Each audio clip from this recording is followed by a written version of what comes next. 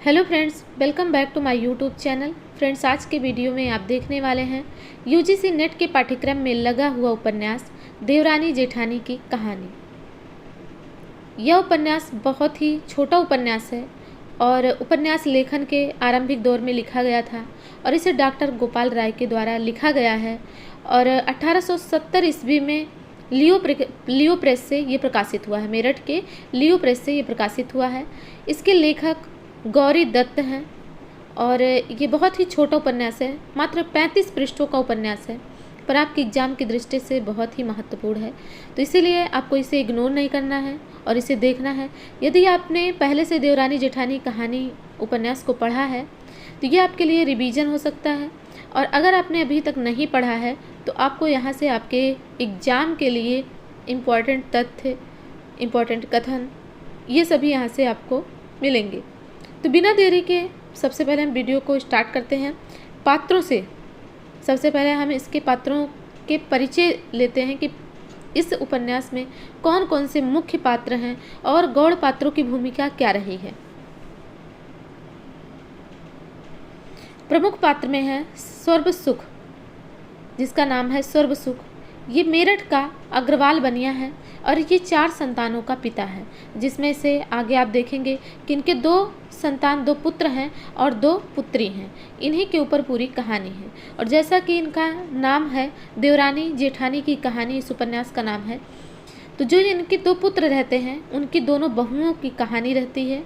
तो आगे आप देखेंगे जैसे इसमें देवरानी पात्र जो है वो कौन है, तो उनका नाम है आनंदी, जो कि उपन्यास में वर्णित है। जब भी आनंदी नाम लिया जाएगा तो आपको ध्यान होना चाहिए कि देवरानी के विषय में बात की जा रही है। सर्वगुण संपन्न बहू है, जैसा कि आपको यहीं से पता चल गया कि उसका कैरेक्टर अच्छा है। इसके बाद है जेठानी। कौन है? जेठानी ज्ञानो है, उसका नाम है ज्ञानो। स्वभाव से ईर्ष्यालु है, कर्कशा स्त्री है। जैसा कि आप गांव शहर सभी जगह देखते होंगे, कुछ जो लेडीज़ें होती हैं बहुत ही स्वभाव उनका बहुत अच्छा होता है, पर कुछ लोग ऐसे होते हैं जो बात बात पर झगड़ा करते हैं, कर्कश स्वभाव के होते हैं। तो इन्हीं दोनों की स्वभाव से रिलेटेड ये पूरी स्टोरी है। तो आप पढ़िए, आनंद लीजिए इसका, और अपने एग्ज़ाम में अगर इससे रिलेटेड प्रश्न आता है तो उसे करेक्ट करके आइए। गौड़ पात्रों की भूमिका में है मुंशी टिकट नारायण।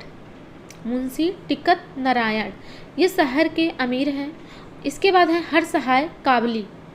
हरसहाय काबली ये भी शहर के अमीर हैं।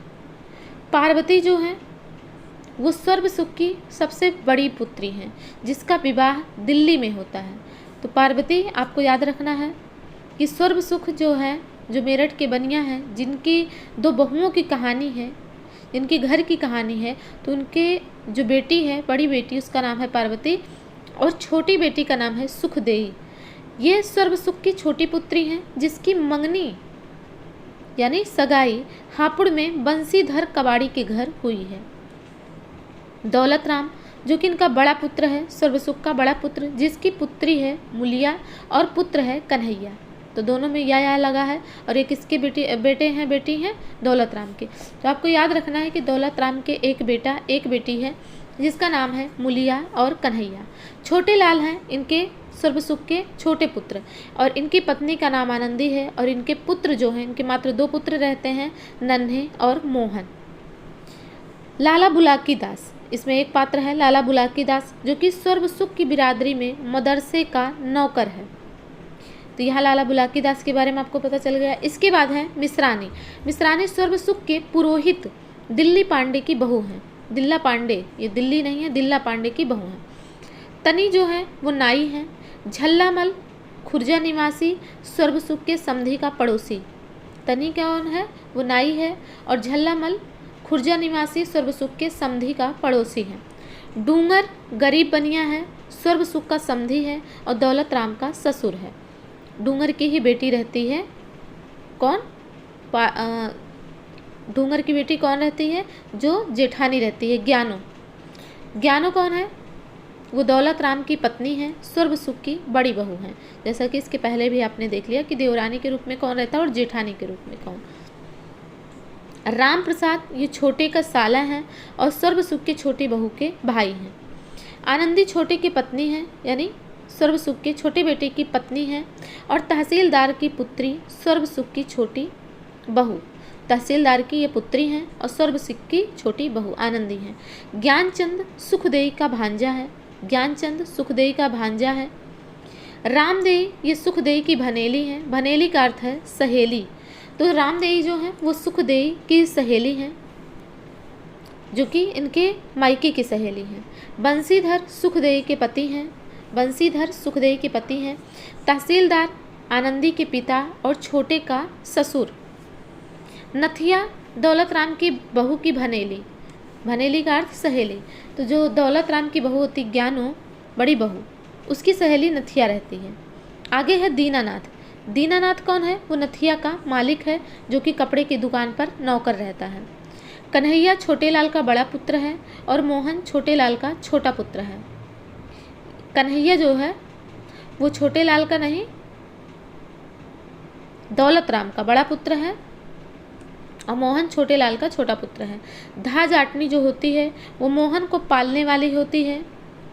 आगे आप स्टोरी में देखेंगे कि मोहन को धा जाटनी को दे दिया जाता है, तो वो उसको पालती है। इसके बाद जब वो 4-5 साल का हो जाता है तो उसके घर वापस लाती है। इस प्रकार की कहानी में आप आगे देखेंगे। नन्हे जो है वो छोटे लाल का पुत्र है। मुलिया दौलत राम की पुत्री है। कृपी इसमें 10 वर्ष की विधवा रहती है। शिवदयाल सुखदेई का पुत्र है। तो इस प्रकार से आपको यहाँ पर पता चल गया कि किन किन पात्रों की इसमें चर्चा की गई है। अब जब आप उपन्यास को पढ़ेंगे, समझेंगे, तो आपको बहुत ही आसानी होगी समझने में, क्योंकि एक बार आपको पात्रों के विषय में परिचय हो गया है। तो यहाँ पर आप उपन्यास का समीक्षा देखेंगे। मेरठ में सर्वसुख नाम का एक अग्रवाल बनिया था। तो प्रश्न यहीं से पूछा जा सकता है कि सर्वसुख कहाँ का रहने वाला था या फिर वो कौन सी कास्ट का था। तो ये आपको याद रखना है कि मेरठ में सर्वसुख नाम का एक अग्रवाल बनिया था और जिसकी मंडी में आढ़त की दुकान थी। आढ़त की दुकान का मतलब जहाँ पर ये दाल चावल ये सब चीज़ खरीदे जाते हैं, गेहूँ वगैरह, वो आढ़त की दुकान होती है। उसने हाट हवेली, धन दौलत, दूध पूत सब कुछ अपने पुरुषार्थ से प्राप्त किया, मतलब अपनी मेहनत से सब कुछ उसने प्राप्त किया था। ब्याज बट्टे गिरवी पाते से भी उसे काफ़ी आमदनी होती थी। एक ही व्यवसाय वो नहीं करता था, आढ़त ही नहीं चलाता था, बल्कि ब्याज बट्टा भी देता था। जैसा कि गांव में ये सब चीज़ें बहुत ज़्यादा चलती हैं, ब्याज देना, गिरवी रखना सामान। सर्वसुख के माता पिता हैजे से काल कवलित हो गए थे, यानी हैजा फैल गया था जब, तो उनके माता पिता ईश्वर को प्यारे हो गए थे। जब वह 5 वर्ष का था, कितने वर्ष की आयु में इनके माता पिता चल बसे थे? 5 वर्ष की आयु में। सर्वसुख उस समय 5 वर्ष के थे। चाचा द्वारा इनका पालन पोषण हुआ था। आरंभ में सर्वसुख कुकड़ियाँ बेचता था, फिर सर्वसुख ने परचून की दुकान डाल दी और मुंशी टिकट नारायण और हर सहाय काबली जैसे शहर के रईसों के यहाँ इसकी उचापत उठने लगी। तो आपको याद रखना है कि इसमें 2 जो बड़े व्यापारी के नाम आए हैं, उनका नाम है मुंशी टिकट नारायण और हर सहाय काबली। ये दोनों जो हैं वो व्यापार में सर्वसुख से काफ़ी बड़े रहते हैं। तो सर्वसुख से जो बड़े व्यापारी हैं उनका 2 लोगों का नाम आया है, मुंशी टिकट नारायण और हर सहाय काबली। आपके एग्जाम की दृष्टि से जो इम्पोर्टेंट है उसे मतलब 2-2 बार करके बताया जाएगा। ईश्वर की कृपा इस पर ऐसी हुई कि आढ़त की दुकान हो गई। पहले तो ये कुकड़ियाँ बेचता था, लेकिन बाद में ईश्वर की ऐसी कृपा बनी कि इसकी खुद की आढ़त की दुकान हो गई। इज्जत भी काफ़ी बढ़ गई। ईश्वर जिसे देता है छप्पर फाड़ कर देता है। यह बात सर्वसुख के साथ चरितार्थ हुई। सर्वसुख ने अधिक वय में यानी अधिक अवस्था में स्वयं शादी की थी। जब भाई 5 वर्ष का था उसके माता पिता चल बसे थे और चाचा द्वारा इनका पालन पोषण हुआ था। तो अपनी जो शादी विवाह है वो सब कुछ उन्होंने स्वयं ही किया था। 2-3 वर्षों में कुछ वर्षों में इनकी जो है 4 संतानें हुई। जैसा कि आप अभी देख चुके हैं कि दौलत राम, छोटे लाल, पार्वती, सुखदेई, ये सब इनकी 4 संतानें हैं, 2 बेटे और 2 बेटी। पहले सबसे बड़ी पुत्री पार्वती हैं, इसके बाद सुखदेई हैं, तीसरा पुत्र दौलत राम, तीसरा जो इनकी संतान है वो दौलत राम है और चौथा संतान छोटे लाल।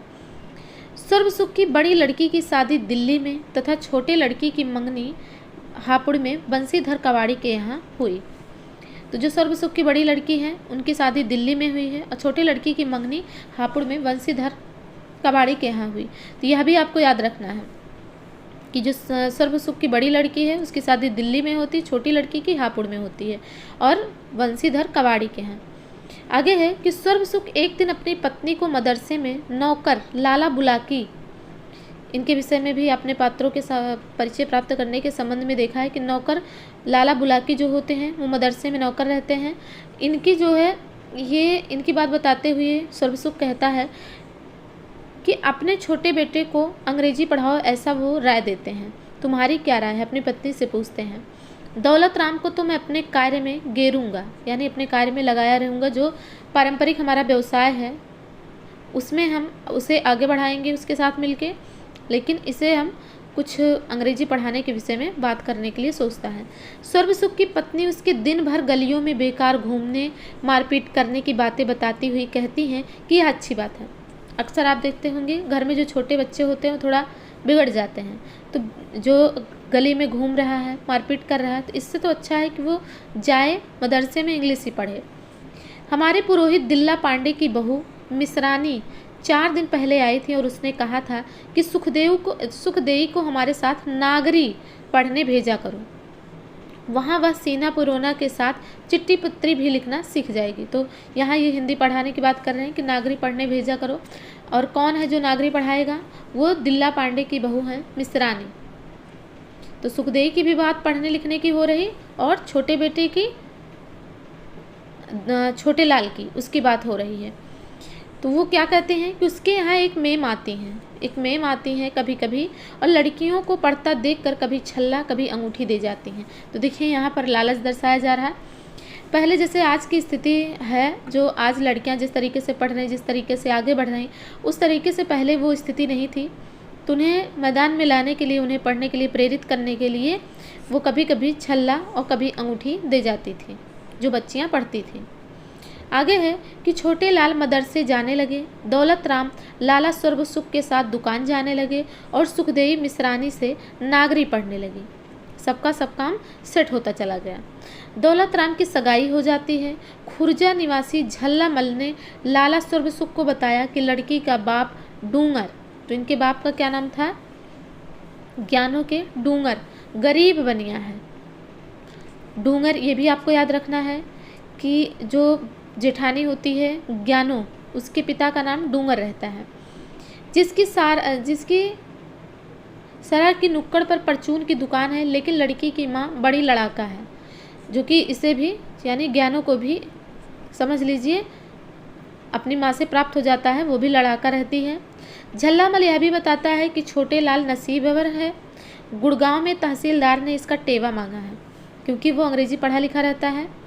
तो वो झल्लामल जो है शादी विवाह कराता है, तो वो यह भी बताता है कि गुड़गांव के तहसीलदार हैं, उन्होंने छोटे लाल का टेवा मांगा है।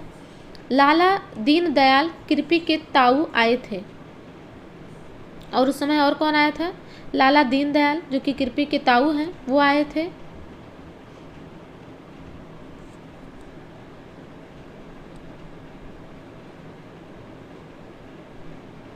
वह अपने मामा से मिलने गुड़गांव गए थे, जहां तहसीलदार ने छोटे लाल के बारे में पूछा था। मैंने छोटे के बारे में अंग्रेजी पढ़ने और होशियार होने की बात कही थी। देखिए वही बताया मैंने कि क्योंकि वो अंग्रेजी पढ़ता था इसीलिए तहसीलदार साहब ने उसे चुना था। उनकी लड़की बड़ी सुघड़ है और वह स्वयं अपनी लड़की को नागरी पढ़ाया करते हैं। जो तहसीलदार हैं वो अपनी लड़की को स्वयं ही नागरी पढ़ाया करते थे। सुखदेई की माँ सर्वसुख से कहती है कि तुम दौलत राम की सगाई कर लो, आई हुई लक्ष्मी घर से कोई नहीं भगाता है। छोटे लाल की पत्नी भी गुड़गांव में मिल जाती है। लाला पत्री, उनका जो जन्म पत्री रहती है वो भी गुड़गांव से मिल जाती है। गुड़गांव में जो तहसीलदार हैं उनकी बिटिया से छोटे लाल की जन्म पत्री भी मिल जाती है। तो लाला दीनदयाल के माध्यम से तहसीलदार सर्वसुख के पास संदेश भेजते हैं कि मैं सरकारी नौकर हूँ, आज यहाँ कल वहाँ, इसीलिए लड़की का विवाह इसी साल करेंगे।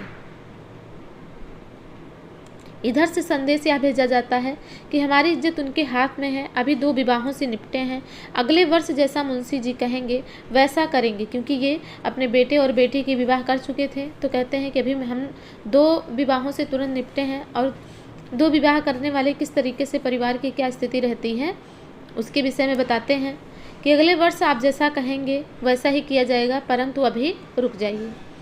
अगले साल धूमधाम से ब्याह हो जाता है। पड़ोसियों ने सुखदेई की माँ से बहुड़िया की सुंदरता की प्रशंसा की। यह भी कहा कि तेरी बड़ी बहू का रंग तो सांवला है। इस नई बहू को कि थोड़े ही दिनों में सब जगह प्रशंसा होने लगी, क्योंकि वो पढ़ी लिखी थी, तो उसके व्यवहार में शालीनता थी, विनम्रता था, और वो अपने समय का सदुपयोग भी करती थी।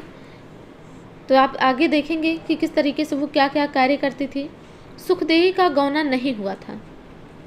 ननद भावज दोनों पढ़ी लिखी थी, यानी जो सुखदेई है वो सर्वसुख की जो छोटी बेटी है और उसकी जो छोटी भाभी है, उन दोनों ही पढ़ी लिखी थी और दोनों में बड़ा प्यार था।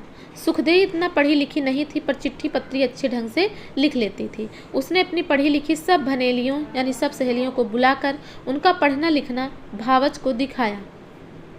दौलत राम के ससुर गरीब थे। जो कुछ धन था, दौलत राम के ससुर का नाम क्या है? डूंगर, ये भी याद रखिएगा। जो कुछ धन था विवाह में ही समाप्त हो गया था। दौलत राम की बहू ज्ञानू ससुराल में थी। निर्धनता के कारण गौना पिता द्वारा नहीं हुआ था। दौलत राम की पत्नी लड़ाका स्वभाव की थी, जैसे कि झंगामल के द्वारा बताया गया था कि इसकी माँ भी लड़ती हैं, तो इसे ये भी लड़ाका हो चुकी थी। नित्य सास से खटपट होती रहती थी। जब कोई इसकी देवरानी की तारीफ इसके सामने करता था तो वह ईर्ष्याग्रस्त होकर कह उठती थी कि वह रईस की बेटी है, मैं तो गरीब बनिए की बेटी हूँ। वह देवरानी को देख देख फूंकी जाती थी। छोटी ननद से वह जलती थी, परंतु बड़ी ननद पार्वती जो है उससे उसको बड़ा प्यार था। और इसके पीछे का कारण क्या था? इधर उधर की लगाना, यानी जो लड़ाई झगड़ा आपस में करना, इनकी बात उनसे कहना, उनकी बात इनसे कहना, यही सब इन दोनों छोटी जो ननद है और छोटी भाभी, इन दोनों की मैचिंग थी। और बड़ी ननद और बड़ी जो है वो भाभी, इन दोनों की मैचिंग थी। दोनों की ऐसे ही मैचिंग थी क्योंकि दोनों के स्वभाव मिलते थे। 8-10 दिनों बाद बहू का भाई राम प्रसाद मझोली लेकर विदा कराने आया। उधर सुखदेई के विवाह के 3 वर्ष हो चुके थे। हापुड़ से गौने की चिट्ठी आई। सुखदेई की माँ 5वें वर्ष में गौना कराना चाहती थी, लेकिन लाला सर्वसुख ने कहा कि जो काम निपट जाए वह अच्छा ही है। बेटी का अपने घर में ही रहना अच्छा है। सुखदेई अपने घर गई और वहाँ जाकर कुनबे की लड़कियों को पढ़ाने लगी। क्योंकि वो पढ़ी लिखी थी तो उसको उसी काम में आनंद आता था। जब वो अपने ससुराल गई सुखदेई, तो वहाँ जाकर भी वो अपने आसपास की बच्चियों को पढ़ाने लगी। और इसका गौना कब होता है? 3 साल बाद होता है, ये भी आपको याद रखना है। लाला सर्वसुख का माल अक्सर रेल से जाता था। जो लाला सर्वसुख है उनका माल अक्सर रेल से जाता था। वहाँ के बाबू से जान पहचान होने पर सर्वसुख ने अपने पुत्र छोटे लाल को उसके दफ्तर में 15 रुपये महीने की नौकरी पर लगवा दिया। तो आपको यहाँ याद रखना है, छोटे लाल जब नौकरी स्टार्ट करता है तो 15 रुपये में नौकरी स्टार्ट करता है। उस दफ्तर के बाबू का अम्बाला तबादला, यहाँ ये भी याद रखना है कि वहाँ के जो बाबू हैं उनका तबादला कहाँ होता है? तो अम्बाला होता है। होने पर छोटे लाल उस बाबू का काम 40 रुपये करने लगा। यानी जो छोटे लाल रहता है वो काम बहुत अच्छा करता रहता है, तो जो वहाँ का बाबू रहता है जब उसका तबादला अम्बाला हो जाता है तो उसका उसी के स्थान पर उसको बाबू रख देता है और उसका रुपया 40 कर देता है। छोटे लाल से कहा गया कि उसका काम देखकर उसकी तनख्वाह 60 रुपये कर दी जाएगी। छोटे लाल जब 15 रुपये का नौकर था तभी लाला इसका गौना करा कर बहू को ले आए थे। छोटे लाल को इस बात का बड़ा गुमान था कि मेरी बहू पढ़ी लिखी और चतुर है। इसकी पत्नी भी छोटे लाल से काफ़ी खुश थी, क्योंकि दोनों पढ़े लिखे थे, दोनों इधर उधर की नहीं करते थे, तो दोनों ही खुश रहते थे। छोटे लाल इस बात का बड़ा ख्याल रखता था कि उसकी किसी बात से पत्नी का दिल ना दुखे। उसके लिए नागरिक का अखबार वह लेता था और रात में उर्दू तथा अंग्रेजी अखबारों की खबरें सुनाता था। उनका घर अन्य बनियों जैसा ही था, पर उसने अपने चौबारा सोने उठने बैठने के लिए भली भांति सजा रखा था। तो यहाँ से आपको यह भी याद रखना है कि वो कौन कौन से न्यूज़पेपर का यूज करते थे? तो नागरिक का, उर्दू का और अंग्रेजी का। बाहर की कोई लुगाई आने पर छोटे लाल की बहू अपना चौबारा जरूर दिखाती थी। एक दिन अन्य लुगाइयों के कहने पर जेठानी देवर का चौबारा देखकर आश्चर्यचकित रह जाती है, क्योंकि वो जाती नहीं थी। एक दिन ज़बरदस्ती उसको उसकी देवरानी बुलाती है, तो और लोग भी कहते हैं कि जाके अपने देवर का चौबारा, अपने देवर का कमरा देख लो। तो जब जाती है वहाँ पे तो सब कुछ सजा धजा देख के वो आश्चर्यचकित रह जाती है। गांव की बेटी जेठानी जो है वो अब तक ऐसा उसने नहीं देखा था। उसका पति दौलत राम बिना पढ़ा लिखा निरा बनिया ही था, क्योंकि वो शुरू से ही अपने बाप के साथ लगा था, तो उसे ज़्यादा कुछ पता नहीं था। जेठानी को आटा पीसना, गोबर थापना अच्छी तरह से आता था, परंतु छोटे लाल की बहू के सामान की सफाई और उसे कहाँ कैसे रखना ये सब आता था। छोटे लाल की बहू सारे दिन कुछ न कुछ काम करती रहती थी। चौका बासन, दूध बिलोना, नहा धोकर भगवान का ध्यान करना, सबके खाने के बाद वह भोजन करती थी। और दूसरी ओर जिस दिन दौलत राम की बहू खाना बनाती, उस दिन या तो दाल में पानी अधिक हो जाता, कभी नमक ज़्यादा हो जाता, कभी नमक होता ही नहीं, और कभी रोटियां कच्ची या काफ़ी मोटी होती थी। इसीलिए देवरानी को ही दोनों वक्त खाना बनाना पड़ता था, क्योंकि उसके सास ससुर और भी परिवार के लोग कहते रहे होंगे कि खाना तुम ही अच्छा बनाती हो। छोटे लाल की बहू बड़ी सलीकेदार थी। वह मोहल्ले और बिरादरी की लड़कियों को मोजे बुनना, लिखना पढ़ना सिखाती थी और अपना काम भी करती रहती थी। काम से मन उचट जाने पर वह सहेलियों और भनेलियों को अपनी पोथियों से कहानियाँ सुनाकर कभी रुलाती, कभी हंसाती। उसके पास किताबें भी कहानियों की रहती थी, तो वो उनको बातचीत करने से अच्छा है कि कहानियाँ सुनाने लगती। कभी वह भगवत गीता का सुंदर अनुवाद करके सबको मोह लेती थी। एकादशी, जन्माष्टमी, रामनवमी अथवा अन्य किसी तिथि पर्व के अवसर पर जब सीना पिरोना नहीं होता था, तो वह सूर तुलसी के भजन गाती और विष्णु पद गाती। तो यहाँ पर यह भी आपको याद रखना है कि एकादशी, जन्माष्टमी, रामनवमी ऐसे अवसरों पर वो सूर तुलसी के भजन गाती और विष्णु पद गाती, और इसके अलावा वो भगवत गीता का भी पाठ करती, सबको सुनाती। तो इतना ही आपको याद रखना है, क्योंकि यहाँ से भी प्रश्न बन सकता है। रात को जब बयालू सब कर चुकते तो चौबारे में जाकर वह रात 10 बजे तक यहाँ वहाँ की बातचीत करती, हंसती बोलती रहती। सुखदेव के भांजे ज्ञानचंद का ब्याह मारवाड़े में हुआ था। जब हापुड़ से अपनी बहू लेने आता है तो सुखदेव अपनी भाभी आनंदी के पास कुशलता का पत्र भेजती है और निवेदन करती है कि माँ से कहकर उसे 2-4 महीने के लिए बुलवा लें। यहाँ उसका मन उब गया है और पूछती है कि मेरी नथ बन गई हो तो भांजे ज्ञानचंद के हाथ भिजवा देना। तो ये भी पूछती है कि जो मेरा नथ दिया गया था बनवाने के लिए सुनार को, वो भी अगर बन गया हो तो मेरे भांजे ज्ञानचंद के हाथ मुझको भेज देना। और ज्ञानचंद का विवाह हुआ था मारवाड़ में। भाई की भोज प्रबंध की पोथी भी भिजवा देना। आनंदी पत्र का उत्तर लिखती है और लाला जी ने दिल्ली के रास्ते में बाग की प्रतिष्ठा की है, कुआं बन गया है और शिवाला बन रहा है। माघ महीने में बाग की प्रतिष्ठा पर तुम्हें बुलाया जाएगा। मेरे सामने जेठ जी से ही तुम्हें बुला लाने के लिए कह दिया गया है। नथ वाला जो सुनार था वो सोना लेकर भाग गया है। लाला जी दूसरे सुनार से बनवा देंगे तुम्हारी नथ। तुम्हारी भनेली जो रामदेई है, सुखदेई की भनेली सहेली जो रामदेई रहती है, वो प्रतिदिन फुलवारी सीखने आती है, फूल वाली कढ़ाई उढ़ाई सीखने आती है। जेठानी एक दिन बिना बात के उससे लड़ पड़ी। 3 दिनों से वह नहीं आई है। फुलकारी का ओन्ना, भोज प्रबंध की पोथी और 5 सेर लड्डू, 8 आने नगद तुम्हारे भांजे के हाथ भेज रहे हैं। तो ज्ञानचंद के द्वारा क्या क्या भेजा गया था? फुलकारी का ओन्ना, भोज प्रबंध की पोथी भेजी गई थी, 5 सेर लड्डू और 8 आने नगद। दौलत राम की बहू सुबह उठकर गाय धोती, गोबर पाथती, दाल दलती, अनाज फटकती, 20-20 मन अनाज बोरियां कट्टों में अकेले भरती, पर बैर विषाद में भी बहुत आगे रहती। वह अपनी जैसी 2-1 भनेलियों से देवरानियाँ की बुराई करती रहती। सासू का खोट उन्हें बतलाती। वह देवरानी को बड़ी खोटी और चुपचोटी कहती थी। देवरानी को ताने सुना कर चरखा काटती थी। देवरानी शांत रहकर सुन लेती थी, लेकिन कभी कुछ ना कहती थी। एक दिन उसने जेठानी को समझाते हुए कहा कि तुम्हारा स्वभाव कैसा है, बाहर की लुगाइयों के सामने ऐसी बातें मत किया करो, इससे घर की बदनामी होती है। इस पर जेठानी उसके पीछे 5 पत्थर लेकर ऐसी पड़ी कि उससे पीछा छुड़ाना मुश्किल हो गया। सास देवरानी से कहती है कि तू क्यों उससे बोली थी। देवरानी द्वारा जेठानी के भले की बात कहने पर सासू यह कहावत कहती है, कि अपना मरण जगत की हंसी। दौलत राम भी पत्नी द्वारा रोज सास और देवरानी की बुराई सुन सुनकर माँ से लड़ने लगा। तो माँ अपने पति से कह उठती है कि दौलत राम को न्यारा कर दो। न्यारा कर दो मतलब अलग कर दो, मैं छोटी बहू के साथ रह लूँगी। जग हंसाई और घर के 3 तेरा होने की बात सर्वसुख के कहने पर उसकी पत्नी बोली कि जब अपना पैसा खोटा हो तो परखन वालों का क्या दोष। यानी जब वो कहती है कि दौलत राम को अलग कर दो तो कहता है कि अभी लोग क्या कहेंगे। तो इस पर कहती है, जो सर्वसुख की पत्नी होती है, कहती है जब अपना ही पैसा खोटा है, क्योंकि उसका बेटा ही अपनी जो है माँ से वो भी लड़ाई झगड़ा करने लगता है। तो कहते हैं कि जब अपना पैसा खोटा है तो दूसरों को हम परखने वालों को क्या दोष दें।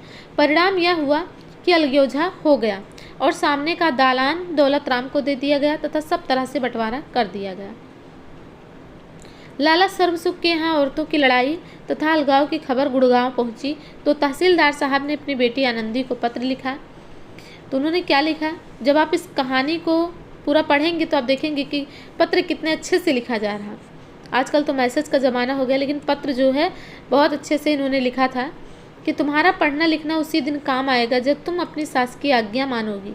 सास को माता के समान मानना, ननद जेठानी को अपनी बहनों से अधिक मानना। सारी जिंदगी तुम्हें ससुराल में काटनी है, इसीलिए धर्म कर्म पर चलना और ईश्वर को याद रखना। आदर सम्मान मृदु वचन संतोष को न छोड़ना। स्वयं को तुच्छ जानना अच्छे कुल की बेटियों का धर्म है। विद्या दान करना। तुम्हारे छोटे भाई गंगाराम को मदरसे में बिठा दिया गया। तो ये भी याद रखना है आपको कि जो छोटे लाल की पत्नी होती है आनंदी, उसके छोटे भाई का नाम होता है गंगाराम, उसको मदरसे में भेजा जाने लगा। बड़े भाई राम प्रसाद, तो इनके छोटे भाई का नाम है गंगाराम और बड़े भाई का नाम है राम प्रसाद। उसको ताऊ के यहाँ कॉलेज में पढ़ने वकालत की परीक्षा देने हेतु आगरा भेज दिया गया। छोटी बहन भगवान देई और इनकी जो पार्वती ने आनंदी की जो बहन होती है भगवान देई, वो 1 महीने से मादी है और उसका पढ़ना लिखना छूट गया, बीमार है। मुझे उस दिन खुशी होगी जब मैं सुनूंगा कि तुम्हारी ससुराल वाले तुमसे प्रसन्न हैं। ऐसा उन्होंने आनंदी के पिता ने अपनी बिटिया के लिए पत्र लिखा जब उन्होंने सुना कि वहाँ पर अलगोजा हो गया है। दौलत राम के अलग होने के 6 महीने बाद उसे एक लड़की हुई। उसी दिन हापुड़ से लाला सर्वसुख के पास चिट्ठी आई कि अनंत 14 के दिन तुम्हारे देवती हुई है। तो दौलत राम से अलग होने के बाद 6 महीने के बाद हापुड़ में कौन था, सुखदेई थी, जो सर्वसुख की छोटी बेटी थी। वहाँ से चिट्ठी आई कि अनंत 14 के दिन तुम्हारे देवती हुई, यानी नातिन हुई। दौलत राम की लड़की की छठी हो चुकी थी। सारे परिवार ने उस दिन दौलत राम के यहाँ भोजन किया।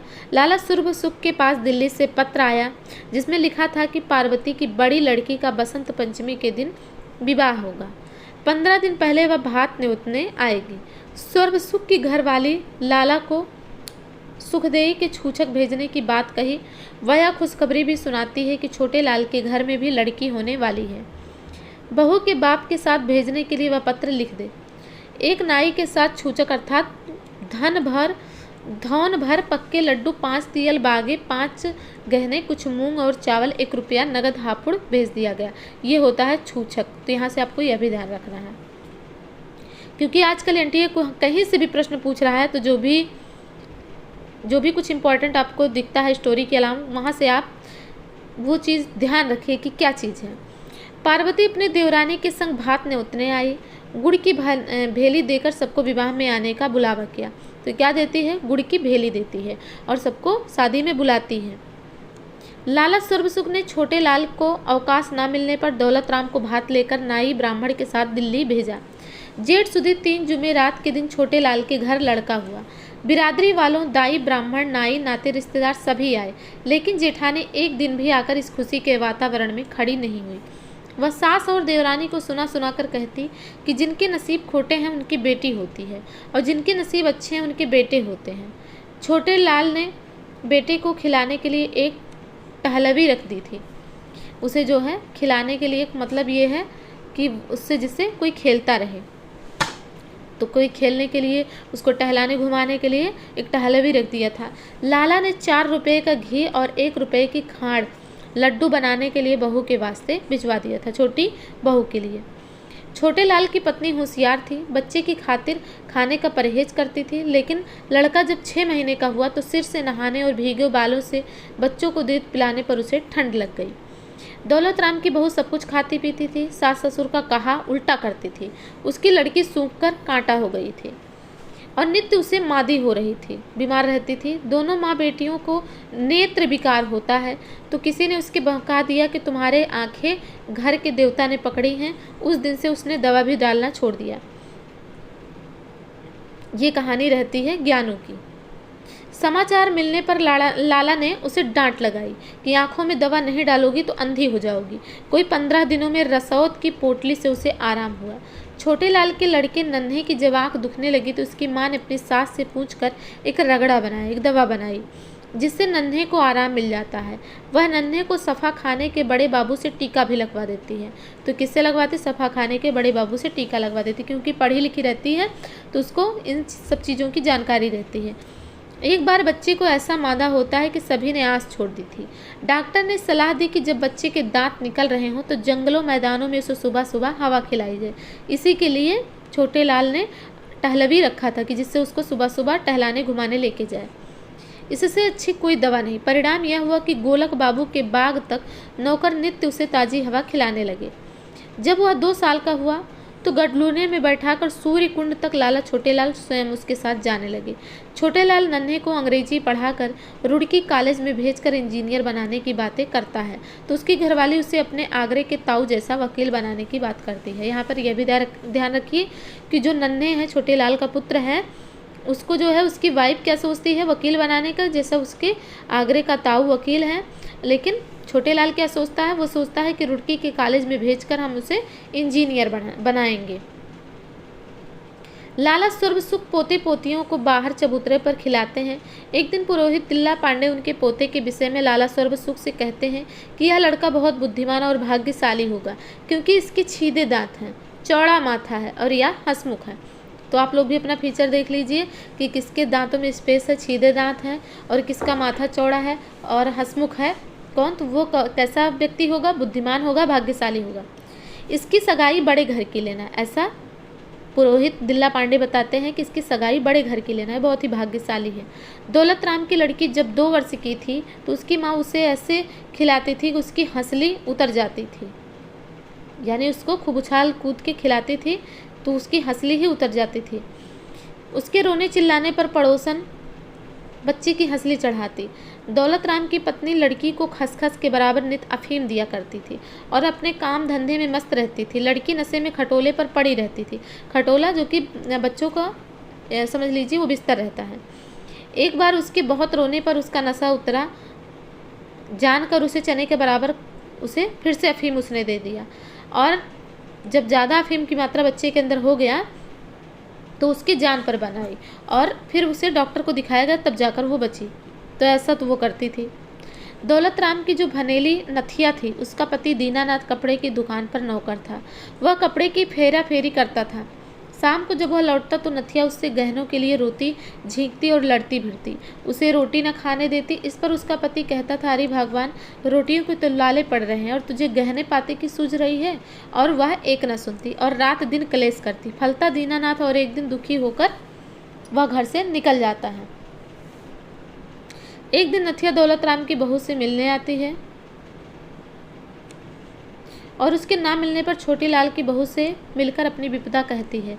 वह उससे बसंती के बाप के पास एक पत्र लिखवाती है कि जिस दिन से तुम गए हो बच्चे मारे मारे घूम रहे हैं, पेट को रोटी नहीं, तन पर कपड़ा नहीं, लोग बच्चे को मेले ठेले सैर तमाशे दिखलाते हैं और तुम्हारे बच्चे गलियों में डकारते फिरते हैं। मेरी विपत का हाल मत पूछो। 5 वर्ष तो इतने कठिन मालूम नहीं पड़े, क्योंकि इस काल में जो था बेच खाया। यह सब मुझसे खोटी बुद्धि की स्त्रियों के पास बैठने से हुआ। मेरी बुद्धि नहीं रही, मेरा अपराध क्षमा करो और हमको वहाँ बुला लो। जब यह चिट्ठी उसे मिली तो वह रो पड़ा और आकर सारे परिवार को जयपुर ले गया, और जहाँ वह लक्ष्मीचंद सेठ की दुकान पर मुनीम था। तो इस प्रकार से उसकी सहेली की एक कहानी रही। उसकी बिटिया का क्या नाम था? बसंती। आगे है, दौलत राम की लड़की जब 3 साल की थी तब उसकी बहू को एक बेटा हुआ जिसका नाम कन्हैया रखा गया। छोटे लाल की बहू ने ईश्वर को धन्यवाद देते हुए कहा कि आपने मुझ पर बड़ी कृपा की। यदि लौंडिया सिवाल होती तो यह मेरा जीवन जीना दूभर कर देती। दौलत राम की बहू से कन्हैया के विषय में कोई पूछताछ करता तो कहती है कि नित मादा रहे, वह दूध भी नहीं पीता, भले ही वह चंगा हो। चाहे जो भी कोई अगर दौलत राम की बहू से पूछता कि कन्हैया कैसा है, तो वो भले ही स्वस्थ हो, लेकिन सबको बताती कि वो अस्वस्थ है और वो दूध नहीं पीता, ऐसे कुछ कहानियाँ बताती रहती। किसी के सामने वह उसे दूध नहीं पिलाती, न दिखलाती थी। नज़र लगने के डर से गोद में ढककर उसे बैठी रहती थी। टोने टोटके गंडे ताबीज रोज करती। जो कोई सियाना दीवाना आता इससे रुपया ढेली देकर ठग लेता था। देवरानी और स्त्रियों को सुना सुना कर कहती, बहन बेटा तो हुआ है, पर बैरी जीने देंगे या पता नहीं है। अपनी जो है वो देवरानी को ऐसा कहती। जब छोटे लाल की बहू मादी थी तब उसे एक और लड़का हुआ, जिसका नाम मोहन रखा गया। बीमारी में दूध सूख जाने के कारण उसे जाटनी धा के यहाँ पलने को दे दिया गया। यहाँ आपको यह भी याद रखना है कि जो छोटे लाल का छोटा बेटा होता है उसे जाटनी को दिया जाता है। उसका जाट लाला की दुकान पर पैठ के दिन घी बेचने आता था। छोटे लाल की बहू जब ठीक हो गई तो 5वें वर्ष लड़के को धा के यहाँ से लेने की ठहरी, यानी 5 वर्ष तक उसे धा जाटनी ने संभाला था। वह मलयाने गांव में शहर से 2 कोस दूर रहती थी। अंततः 25 रुपये दोनों जाटनी सास बहू को 5 कपड़े, सास बहू मिलकर 5 कपड़े, 1 रुपया भंगन देकर छोटे लाल की बहू ने जाटनी की गोद से लड़के को लिया। बहू की गोद में लड़का रोने लगा और अपनी माँ के पास जाने की जिद करने लगा। सुखदेई की माँ ने जाटनी से कहा कि 2-4 दिन तू अभी यहीं रह, जब यह बच्चा तुम्हें जान जाएगा तब अपने घर चली जाना। क्योंकि 5 साल तक कोई बच्चा अगर किसी के पास रहा है तो अचानक वो तुरंत ही किसी और को अपनी माँ नहीं मान सकता। अब तो आजकल वीडियो कॉल हो गया, लोग वीडियो कॉल से भी परिचय ले लेते हैं, पर पहले तो ये सब सुविधाएं थी नहीं, तो बच्चे को अपने पास रखने के लिए थोड़ा सा और मेहनत करना पड़ता था। नन्हे की आयु जब 7 वर्ष की हुई तब उसे पांडे के यहाँ मुहूर्त कराकर अंग्रेजी पढ़ने के लिए मदरसे भेज दिया गया।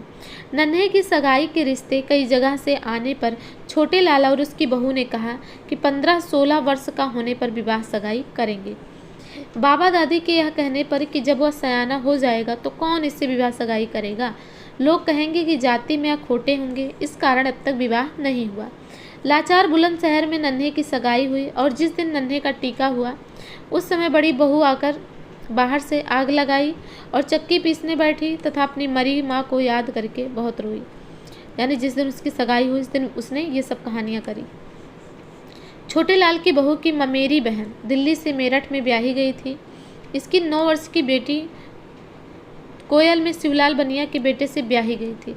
इसका बेटा पतंग उड़ाते समय छत से गिर गया था, जिसे वो तीसरे दिन ही मर गया था। अतः दिल्ली वाले की लौंडिया जो कृपी थी वो 10 वर्ष की आयु में ही विधवा हो गई थी। तो कौन थी ये? जो छोटे लाल की बहू है उसकी ममेरी बहन की बिटिया थी। मौसी से विष्णु सहस्रनामा उसने पढ़ लिया था। वह कथा वार्ता सुनती थी, चंद्रायण का व्रत करती थी। वह जगन्नाथ बद्रीनाथ की यात्रा कराई थी। माँ ने तुलसी का विवाह और अनंत चौदस का उद्यापन करवा दिया था। इसके साथ ही लौंडिया हंसती बोलती थी, गाती बजाती थी। 10 साल की छोटी बच्ची थी, वो इतने गुणों से परिपूर्ण थी। इसकी मौसी कहती है 7 फेरों का गुनाहगार है। मुसलमानों और साहब लोगों बंगालियों में तो दूसरा विवाह हो जाता है।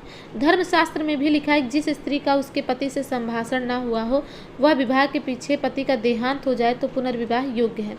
पत्थर हमारी जात में ही पड़े हैं, ऐसा सोचती है। तो पहले भी किन किन में हो जाता था दूसरा विवाह? मुसलमानों में और बंगालियों में, और जो अमीर वर्ग के लोग थे। आगे है दौलत राम की लड़की मुलिया। कनागतों में गोबर की सांची बनाती, दीप जलाती, मोहल्ले की लड़कियों की इकट्ठा होने पर गीत गाती। तो साझी रे क्या ओढ़े क्या पहनेगी, काहे का शीश गुदावेगी, ये गीत गाती थी। कौन गाती थी ये गीत? मुलिया गाती थी। नन्हे और मोहन भी कभी कभी लड़कियों के पास जाकर यह गीत गाते तो माँ मना करती कि लड़के लड़कियों के गीत नहीं गाते। एक दिन बड़ा भाई घर आ गया और मोहन वहीं सो गया। माँ उसे उठाकर ले गई तो पता चला कि उसके हाथ में कड़ा नहीं है और बाल कतरे हुए हैं। इस घटना में दौलत राम की बहू का नाम आता है क्योंकि वह खोटी थी। लोग कहते हैं कि भला बालकों से क्या बैर बिसात, ये तो भगवान के जीव हैं, इनसे तो सबको मीठा बोलना चाहिए। पर दौलत राम की बहू जो थी वो ऐसा नहीं करती थी, वो बच्चों से भी बैर विसाद रखती थी। लेकिन वो चालाक बहुत थी, इसलिए उसने क्या किया था, एक गुल्लक बना के रखी थी। कन्हैया और मुलिया के पैसे उसी में डालती रहती थी। वर्ष बाद गुल्लक से कुल 11 रुपये निकले, जिससे मुलिया के लिए उसने झांवर बनवा दी।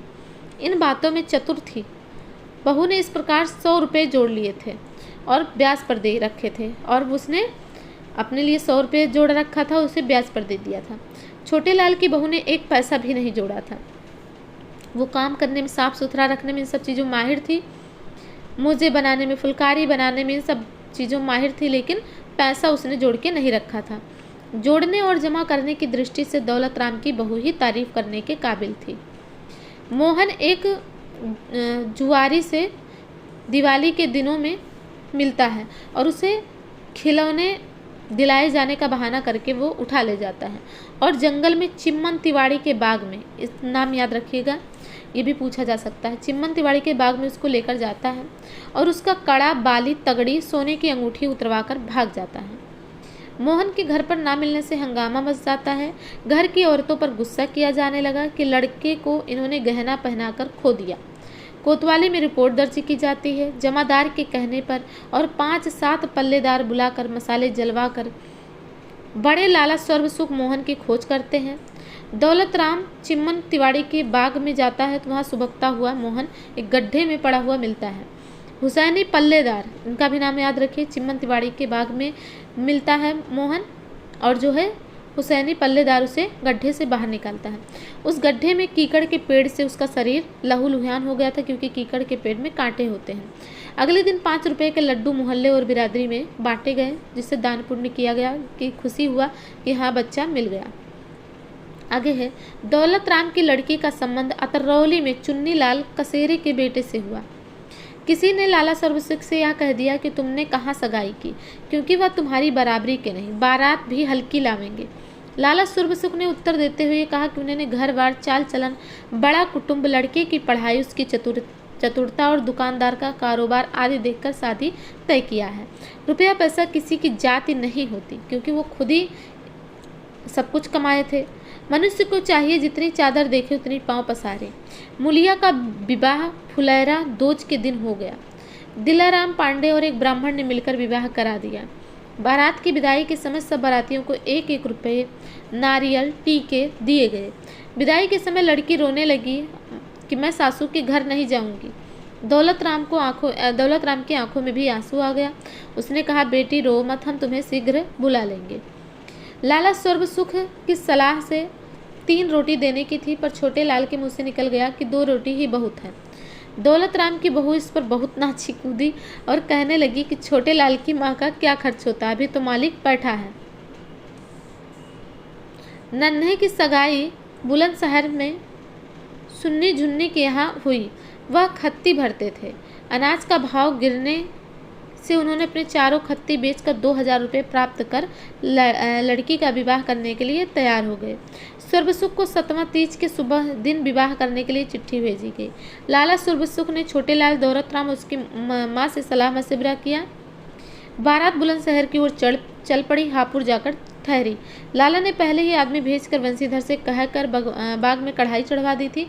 जब बारात बुलंदशहर पहुंची तो गाड़ी वालों ने दाने भूसे को लेकर तकरार हुई। ताशे वाले और जाजकियों ने एक आदमी के 2 परोसे मांगे।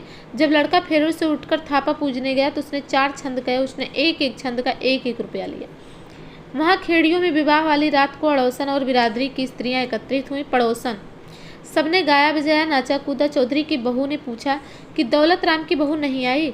उसकी सास ने उसे अपने घर में सोती हुई बताया और उसे बुलाया तो वह आई और उसकी ढोल की बजाना सुनकर लोग हंस पड़े, क्योंकि उसको बजाना भी अच्छे से नहीं आता था। अतः वह रूठकर अपने घर चली गई। लाला सर्वसुख बूढ़े हो गए थे। दुकान का काम बड़े बेटे दौलत राम ने संभाल लिया था। दोपहर को लाला लाठी के सहारे ढुलकते ढुलकते दुकान पहुंच जाते थे। छोटे लाल ने उनसे कहा कि अब माया मोह छोड़कर प्रभु का भजन करो। छोटी बहू ससुर की बड़ी टहल किया करती थी। वह अपनी भनेलियों से कहती कि यही हमारे तीर्थ हैं। हमारे कहाँ भाग्य जो अपने बड़ों की टहल करें। धर्मशास्त्र में भी लिखा है कि जो अपनी बड़ों की टहल करते हैं उनके कुल की वृद्धि होती है, अंत में स्वर्ग प्राप्त होता है। जबकि दौलत राम की बहू से कभी बूढ़ा सर्वसुख पानी मांगते या कोई काम कहते तो वह काम ना करके ताने मारती थी कि रात दिन सिर्फ खाते हैं और ये मरते भी नहीं हैं। लाला सर्वसुख की पत्नी उतनी नहीं थकी थी, यानी उतनी बूढ़ी नहीं हुई थी जितना कि लाला। वह अपना काम अपने आप कर लेती थी। वह छोटे लाल की बहू से कहती थी कि वह तेली के बैल की तरह दिन भर इतना मत पिसे, मादी पड़ जाएगी तो हमें कौन पानी देगा। बहू हमारे पक्के पात हैं, यानी हम बहुत दिन तक जिएंगे। आज मरे कल दूसरा दिन, तेरा कच्चा कुनबा है। इस पर दौलत राम की बहू कहती, देख बुढ़िया दुजगन को, छोटी बहू को कैसे चाहे है। लाला सर्वसुख को एक दिन ताप चढ़ गया, तीसरे दिन खांसी और फिर सांस की दिक्कत हो गई।